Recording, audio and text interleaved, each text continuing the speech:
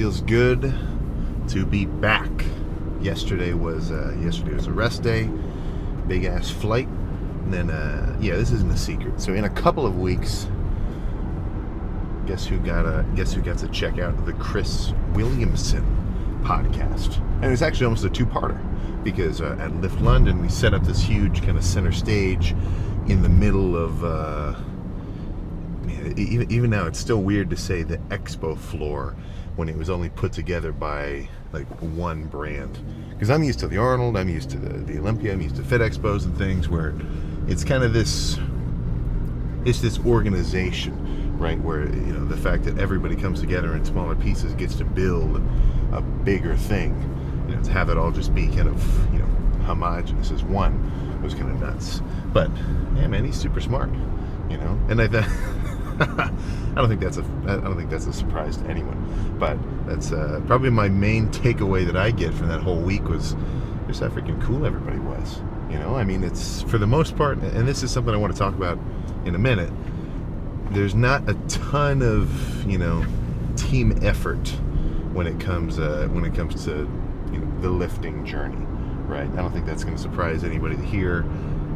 All your workouts are yours to be done because you want to do them and you're holding yourself accountable to do them. It's not so much of you got to keep up at least at 80% average quality workouts over the course of time, or else you get held back a grade. It's a very individual endeavor.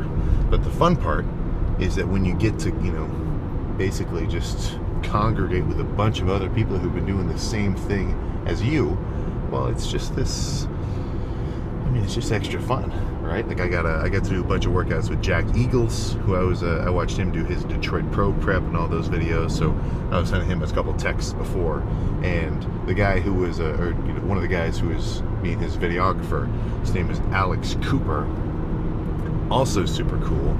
Same thing with Chris Bumstead. He's got his buddy Henry. It's this whole thing. It's just awesome to be able to hang out with them. But that's not all the time. Getting to go to an expo and getting to do all this stuff and this is such a crazy everybody left that expo hype.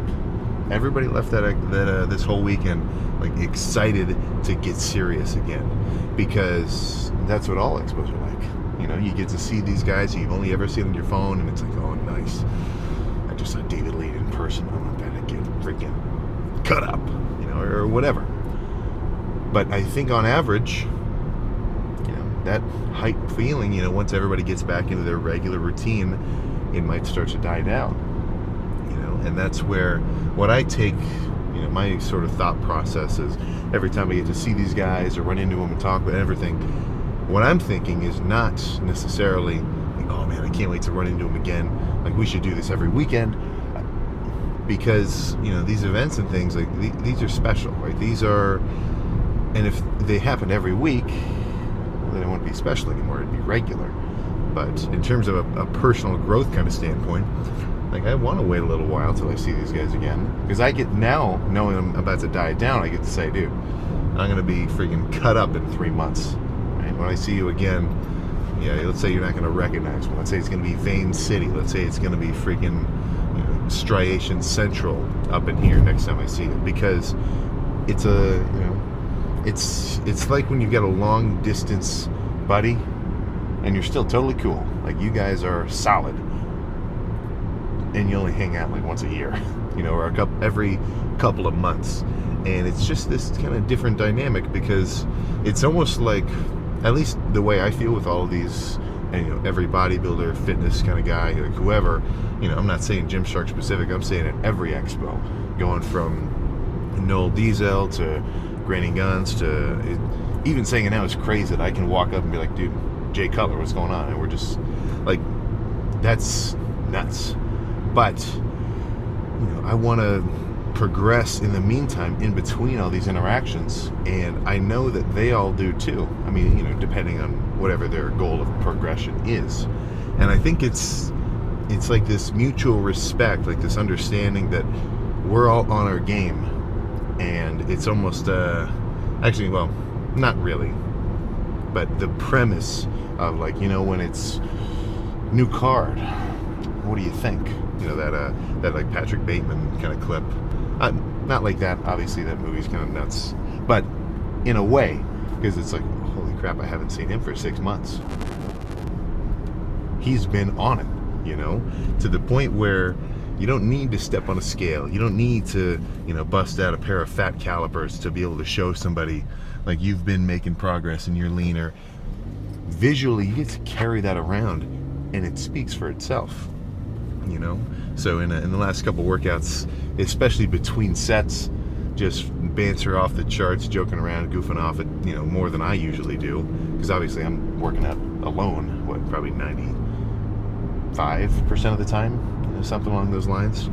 And if every workout was like that, you know, I don't think I'd be exactly where I am now, because it does demand a certain amount of like seriousness. So I'm not trying to say never have fun in the gym either. You know, it's a, what's the word? It's kind of a compartmentalization approach where when it's time to work, you get after it. And in between, you can kind of chill for a second, you know? So all that's to say is that weekend was sweet. Sweet, and a long trip back. So I'm, you know, not to say back as though I'm trying to like make a euphemism for the lift. Today's legs. And how this leg day will go, I'm gonna have to see. I'm definitely not gonna do 5-plate squats. That is for freaking sure. But I did take a rest day yesterday because I was traveling, so I didn't have a workout then. So do I have a little bit more gas in the tank for today? Let's just freaking find out. But I'm definitely gonna start with hamstring curls and go from there. And I got Blue behind me. If you haven't seen him yet, then I'll show you once we get in there. Big ass mofo, 140 pounder. He's gained a substantial amount of weight since since we sheltered him. Had to do a foster week because obviously the 4 cats have dibs on the crib. So, you know, if they don't get along, we're not kicking the cats out. You know, but they all do pretty well. When he's got the zoomies and he's running around though, I mean, they take cover, but they don't have a problem. They're all chilling. They'll lay down next to each other. Yeah, it's a good back and forth. But let's just get started. Hope it's not too hot. And then, oh yeah, this is sweet. So we were working out at the same Muscle Works basically that whole weekend. So Muscle Works Gym London. I don't know if it is Muscle Works London. It might actually be like a different kind of smaller city, but they were awesome. So if I remember, I'm going to make sure to actually link the like the real city that it was in. But grungiest freaking gym I've seen for a while, and the ratio of like grunge to diversity of equipment to just like utilization of the space was crazy. I at least stateside, a lot of bigger gyms are relatively homogenous. And what I mean by that is it's like, okay, gym floor, leg stuff over here, kind of spread out, and then it might bleed into some chest stuff and some back stuff, and you know, maybe this is kind of close to the cardio, like whatever. But over there, it was very much so kind of separated into area.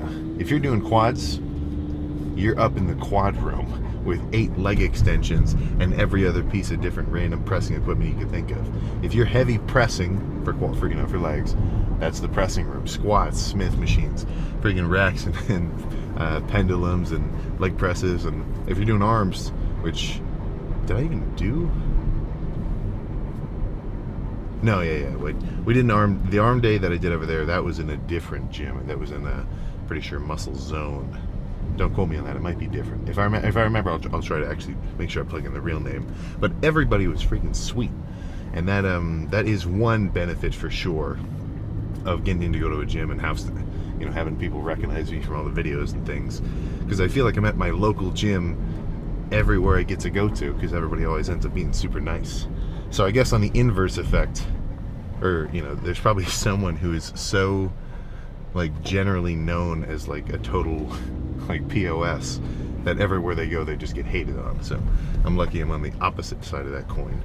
But no more banter. Let's get in there and get this freaking lift started.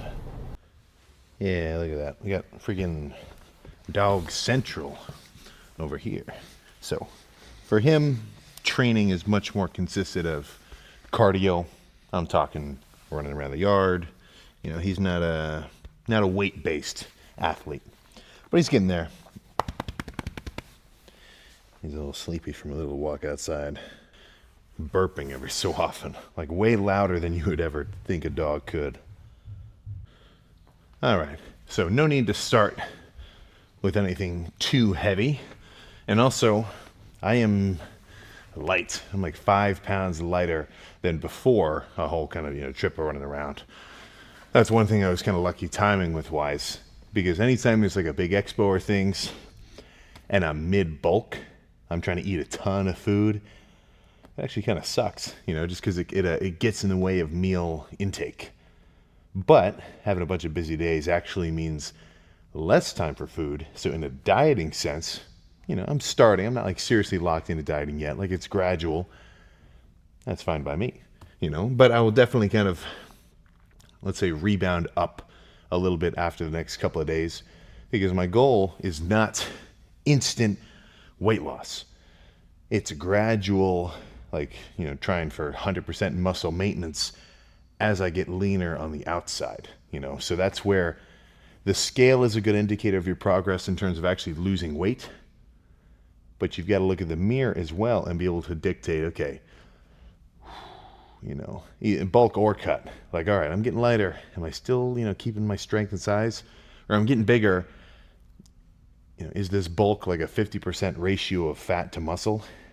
Because the more fat you've got on, or that you put on unnecessarily, the more you're going to have to diet down later. So that's where this is it's a good thing to keep in mind, right? You want to bulk within reason. Because the whole point is gaining substantial size so that when you diet down later, you'll be noticeably larger. But if you put on too much body fat, then that dieting phase will have to be so long that you might end up kind of undoing some of the gains that you put on in the first place. So it really is sort of a sweet spot of not only like not putting too much fat on, but also dictating it based on like, are you going to be able to diet it off later? Which, could be a little daunting for the uninitiated. So just keep it in mind. But yeah, this stack of 150, that's not going to happen. 100 will be good. So these will be controlled. This is a machine that kind of, like some machines ask for a lighter squeezing set, and then some ask for like a little bit of a nastier, like quicker rep set. Like for me, this machine is asking slow and controlled. Whereas sometimes a leg extension, you can really bust out reps while maintaining tension. But no more talking. Let's make this first one happen.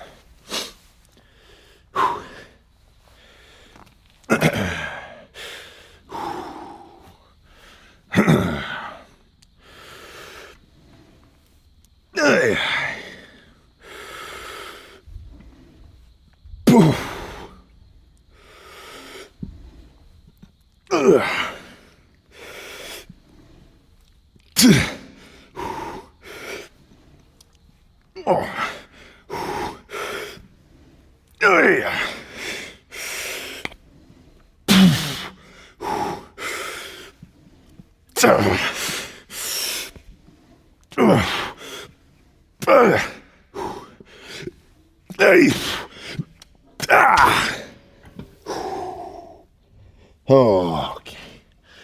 2 more just like that will be good. And I think I'll move on to seated and we'll see what's next.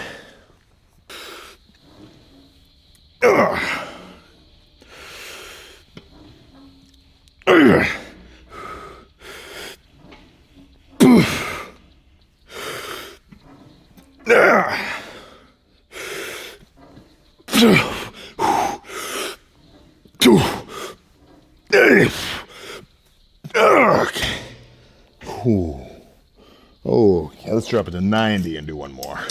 Holy crap.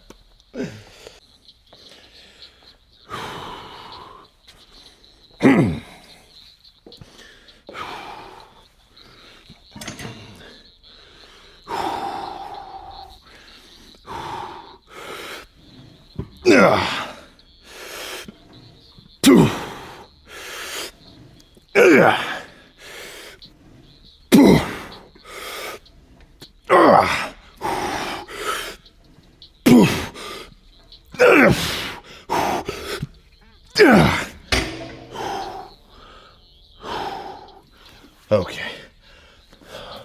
Let's go to a seated curl.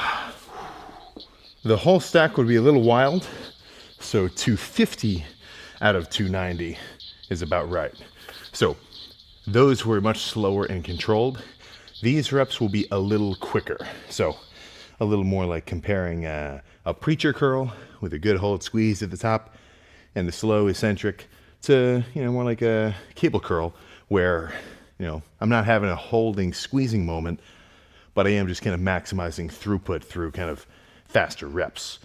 And that's just how I would explain it. It's explain why it's different. I just like it because it's different from the other set, and I know it's going to get my hamstrings pumped to SHIT.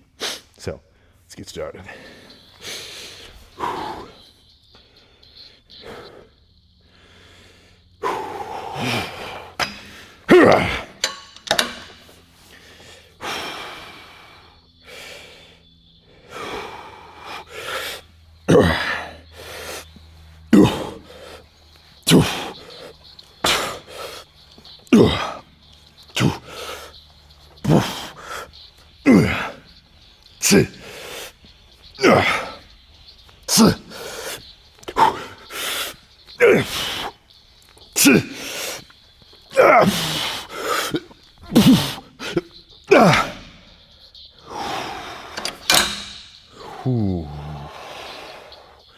Yeah, 2 more of those. Just like that. That's a perfect weight. Where it's heavy enough, but I'm not going to rip my hamstrings off. That's the sweet spot.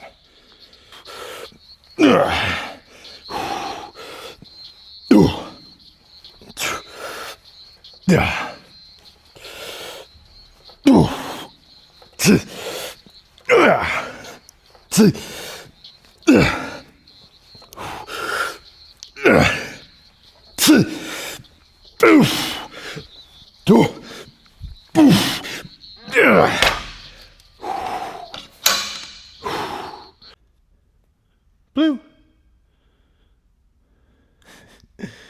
His ass is sleeping.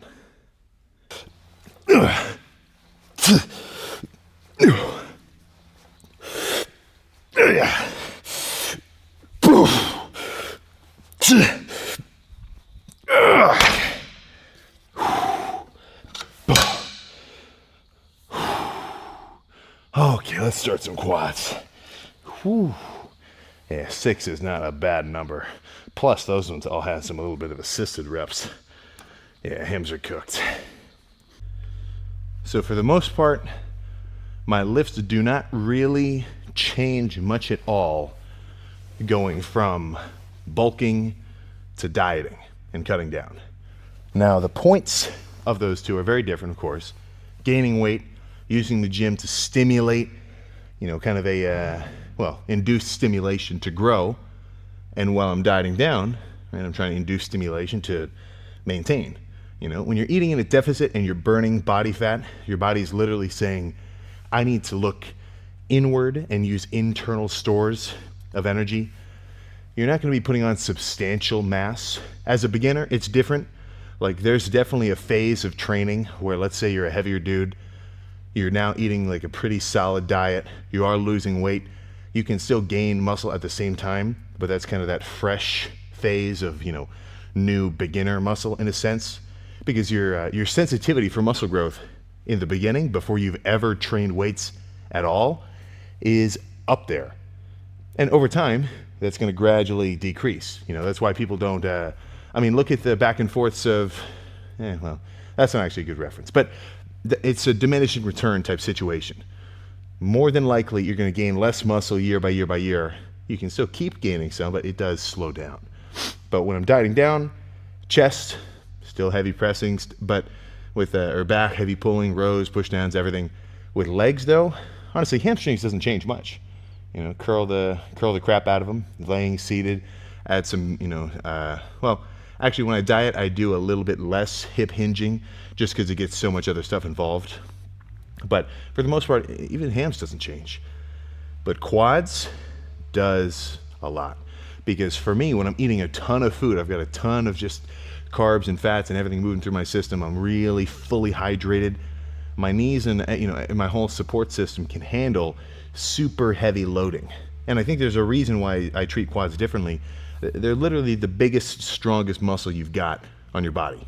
So when you've got a lot of food, you can pretty much move a lot of weight and facilitate the recovery so your knees don't, get exploded every other time you try to press. But when I'm dieting down, that extra recovery factor isn't there so much. So if I might finish a leg day when I'm bulked and think, ooh, all right, my knees are feeling a little tender, that's going to be a situation where I can say, I might do a light leg day next day, the next time, and then go heavy again after that. And for me, heavy pressing for quads once a week in an off season is actually about right. Twice a week's too much, but once a week is good. So then it's like one really heavy day and then one, lighter, more kind of volume-based day. But dieting down, like if I really went crazy on heavy pressing, not only am I, hitting my lower back when I brace and everything else, but it's just almost too much to kind of recover from. So that's not an excuse to go easy on quads.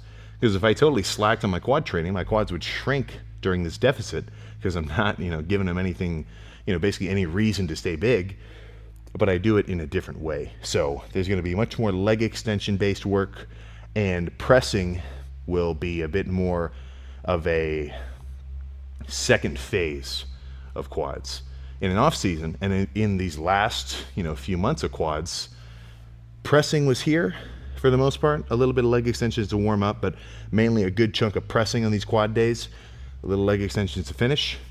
Now it's going to look a little more like the inverse, much more leg extensions, lighter, squeezing, really kind of burning pumpish work. And then the pressing that I do, will end up being just a bit lighter. And that's it's not cool to say, but it's true with dieting down. The training's overall workload will be a little bit less. You're not full of food, you're not as strong. My endurance per set, at least muscularly, not so much there. I mean, that set of leg curls, the first set was like 15 or something? The second set was 10 after just one. And I'm feeling the same thing on every other press that I'm doing. So it's something where your training should reflect whatever your overarching goal in terms of like redirecting your body composition is headed. And even if you're doing lighter work, still make it hard and treat it the same, give it the same level of hype as you would a crazy squat. Because I think the guy who can get himself amped for a set of calf raises or leg curls, which aren't, the most like fun thing to do, he's setting himself up for success, right? Whereas the guys who only get amped for chest days or the lifts that are like super fun and flashy, well, how are they going to perform when they're doing a workout that they don't really treat as important, right? So I think one more thing before I get started. For me, I like to think I've got an equal enjoyment for every lift, legs, back, arms, chest, everything, just because I want the gains from all of them, right? So it's like I've got 5 kids and I love them all equally. I will say I probably like chest the most just because the pose down is so freaky. But either way, I want to give every body part the respect it deserves, because I want every body part that I'm working on growing to either grow in a bulk or stay the same size in a diet. But I think I'm just talking because I know this is going to be a hard set. So only 115 for single leg, and I'm going to do 5 on the left, 5 on the right, with a little bit of a hold while I'm strong, and then just go back and forth pretty much until, well, maybe not exact muscular failure, but until I know that was a good set, which, if you went hard.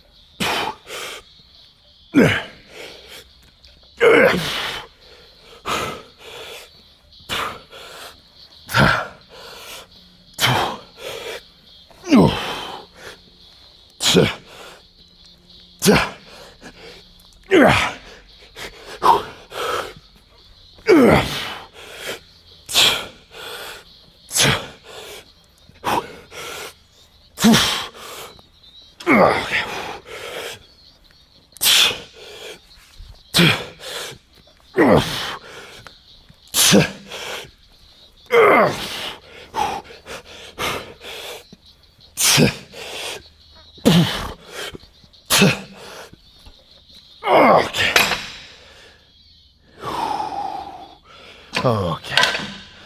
One more notch of weight and a few more just like that.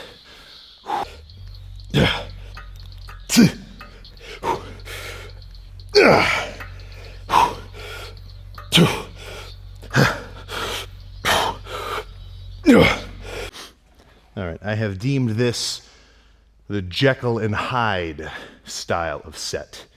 So it's the same movement. The only thing that changes is the execution and the amount of weight. So the Jekyll part, tame, put together. You could also call this the mullet. You know, it's very business in the front. Lightweight, squeeze it at the top for like a second. I'm gonna try for 2 seconds. 2 is kind of long though, but I'll get a second and do as many like that as possible. And then as soon as I can't have a substantial hold and squeeze at the top, drop the weight, double the weight, or well, double might be a little much. Add 100 pounds, you know, whatever. So maybe up the weight by like 60%. You know, so pick a weight that's light. Like you can squeeze this, you can hold this, you can do 10 with a second hold for real. Then up the weight, at least today for me, is going to be 60% to about 250, and then do quick burnout pump reps. And just as a combo, I mean, I'm talking triple jab with the start, very controlled, very precise, and then total haymaker at the end, right? Not so particular and, you know, not so, you know, pinpointed, but just overarchingly damaging. And I like describing sets like that, you know, because it's a good analogy for me to think, okay, I want to change it up. My quads are right here. Quads are the enemy. I want to hit it in every different kind of way I can, at least depending on the lift. So I don't want every set to be light squeezing, holding, and I don't want every set to be super heavy, nasty, pumpish.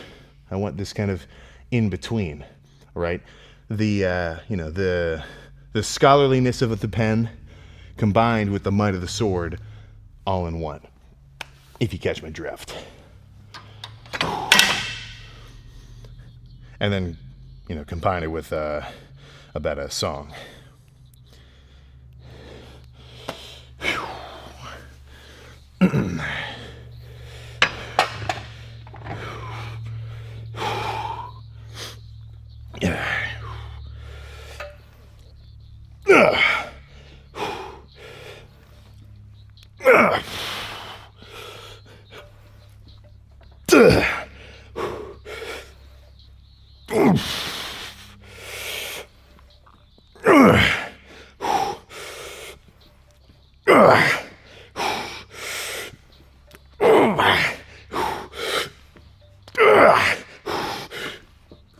Okay.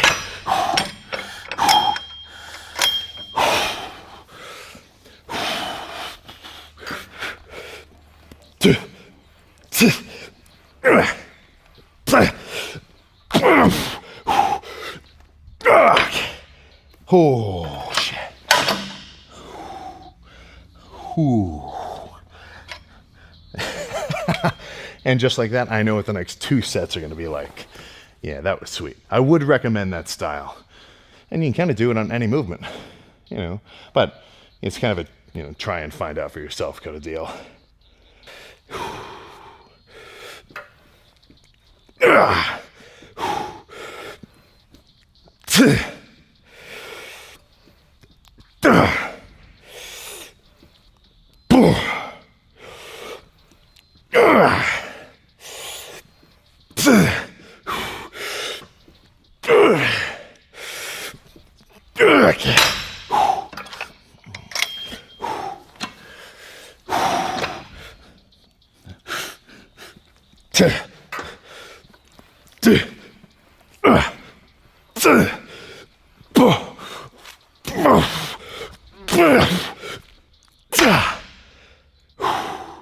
Oh, okay, one more like that.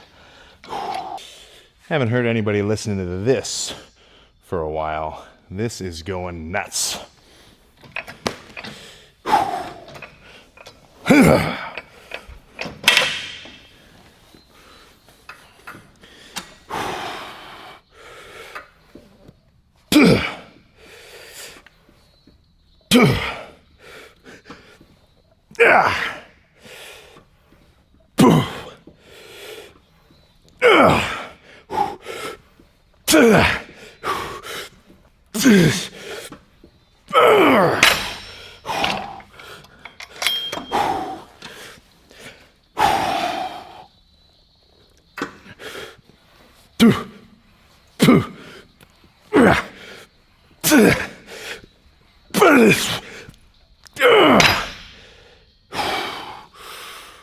Okay.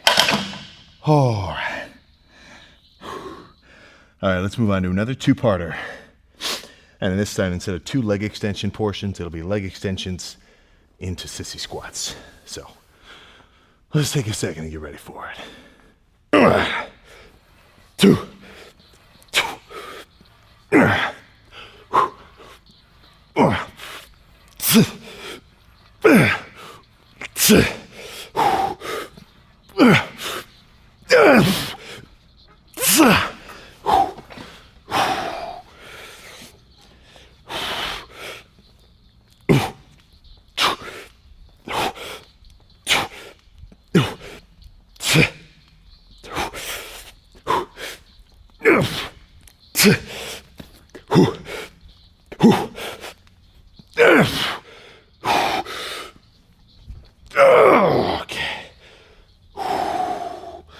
Okay. One more like that'll be good. Whew.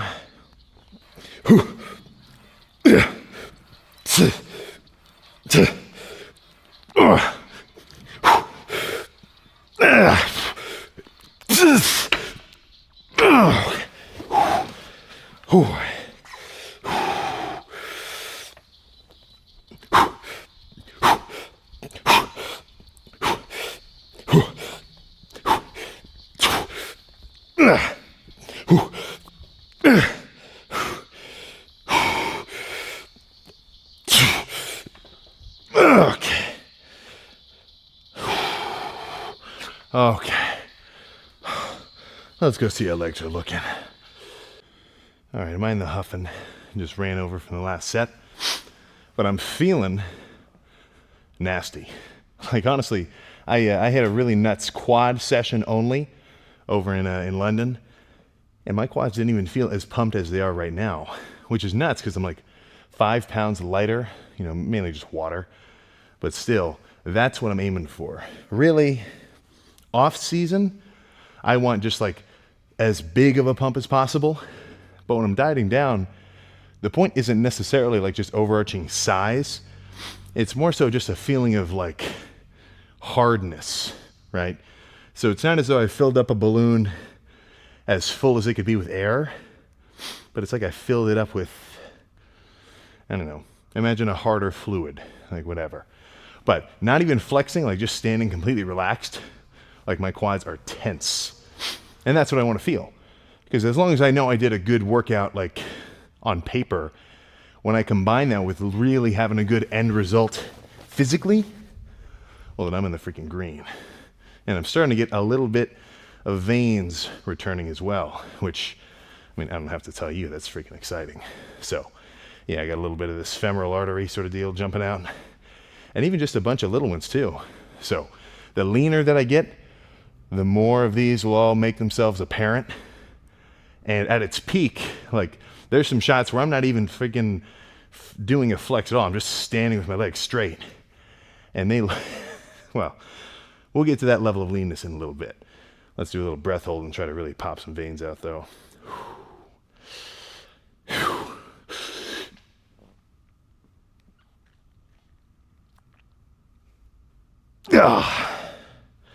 Oh, but yeah, so only 2 weeks in and still having like very discernible inner, outer, and medial quad insertions. Yeah, let's just say I'm getting excited for what the future holds over these next few months. So all I'm really trying to do is make sure my quads stay as big as they already are, and in the process, reveal the detail and the interesting fibers and everything else hidden underneath. Like a freaking historical archaeologist trying to find out what's under these catacombs of just a small but thick layer of body fat. Let's get the lights on and get out of here, though. Good lift. And there we go. All right, that was a good one. That was a good one. Quads are still feeling swollen. Hamstrings a little bit less so because they got hit first. But yeah, I've got this one picture when I was in an Anytime, and this is getting close to show ready. And it was the first day that I ever buzzed. Well, I didn't even buzz. I did buzz them. And I buzzed my legs. So I'm not like the hairiest dude ever, but it was like a freaking cheat code. It wouldn't matter as much if you're in an off season and you're a little bit softer, but if you're getting lean, maybe wait until you're getting like pretty lean before you kind of do that, because it's a little bit of a cheat code. Like I always noticed bodybuilders always had their arm shaves and their leg shaved just so that any little bit of striation and cuts are much more prominent through the skin, because you're having even just a little bit of hair on your arms kind of takes away from that just a touch.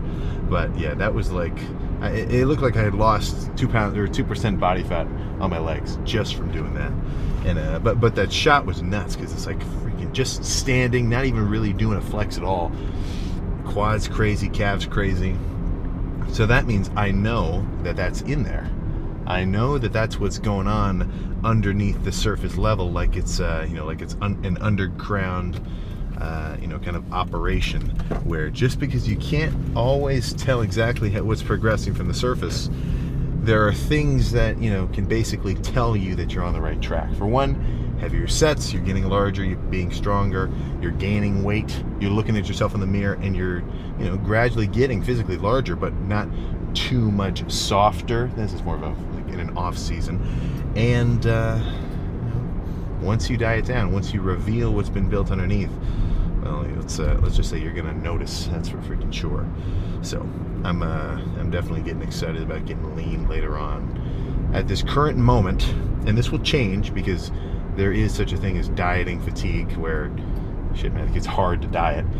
But right now I am I'm always 100% on board, but I do not have any qualms about slightly less weights in the gym, slightly less strong, just not being so full of carbs, for the sake of that leanness. But it's something where that's from the perspective of me who's put on a ton of muscle, and now I want to see it revealed. So I wasn't so. I mean, honestly, I don't think I was ever obsessed, or even I don't think I'm even obsessed now. I think I want to be lean, but the idea of like reaching that lean look, it's just a stop on the journey, right? You're taking a long ass road trip when it comes to bodybuilding, and how I look at it, every time I'm growing, that's when I'm driving through, not the flashiest sections of roads ever, but they're really fucking pretty. It's like you're going through the mountains or you're on the coast, you're like, this is nice, right? You just keep on coasting. And every time I diet down, that's when I get to drive through, it's like you're driving through Vegas, or like you're driving through New York, or through some kind of crazy landmark. You're like, holy crap, this is freaking nuts. But the only reason you got to that crazy cool landmark was because you had that longer drive beforehand. So it's this is the first analogy I ever made about this, and I still really like it. It's like somebody's working on restoring an old car, and I'm talking really old, rusted out, like this thing needs some body work. They're not going to start with the paint job. They're not going to start with that flashy part at the end. They're going to build up that framework first, at least to whatever degree they're aiming for, and then give it its final polish and dusting and wash to see what it has become. But it's much more of a thing of progressing rather than being, as it were. Because if we were only looking at it at a present time, like where am I right now in terms of my gains, and that was how you judged anything, well then I mean, shit, man. You know, what if you just had like a surgery? What if you just had some random?